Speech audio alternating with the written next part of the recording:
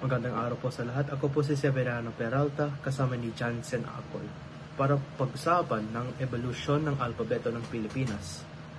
Para magsimula, nais ni Jansen na ipaliwanag ng mga unang yugto ng alpabeto. Araw sa inyong lahat. Ako si Jansen Rio Acol at samahan niyo akong talakayin ang patungkol sa kasaysayan ng alpabetong Pilipino. Ang una nating tatalakayin ay ang baybayin. Ano nga ba ang baybayin? Ang baybayin ang sinaunang alpabeto ng mga Pilipino bago pa dumating ang mga Espanyol at maituro ang alpabetong Romano. Mula ito sa salitang baybay na nangangahulugan ng lupain na nasa gilid ng dagat at ang pagbaybay na nangangahulugan ng spelling. Ang baybayin ay nasa anyong pantigan na may tatlong patinig na A, E, at O. At umaabot sa 14 na katinig. Sumunod ay ang abecedaryo. Ito ay binubuo ng 7 letra na hango sa Romanong paraan ng pagbigkas at pagsulat. Alpabetong Kastila. Mula sa alpabetong Romano, isinusulat ang mga titik gaya ng alpabetong Romano. At itinuturo lamang ito sa mga piling mag-aaral, katulad ng mga klaseng tinatawag na katon, at kadalasan naman ay sa mga kumbento, at iba pa. Ayaw turuan ng mga Kastila sa Pilipinas ang mga Indo dahil alam nilang matatalino ang mga ito.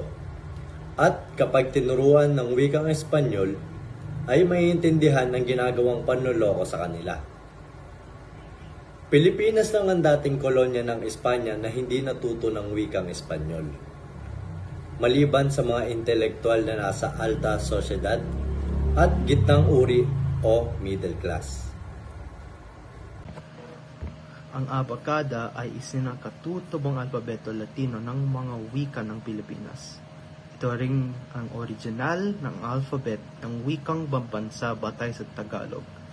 Ito ay naglalaman ng 30 titik na pinakilala ni Lope K. Santos noong 1940 sa kanyang libro na Balarila ng Wikang Pambansa. Up next is yung pinagyamang alpabeto ng 1971, kasama ang mga letrang CH, LL, RR, NY, at NG. Ito ay binubuo ng 31 na letters. Kilaunay, nireserba ito kaya't naging 28 letters na lang lamang.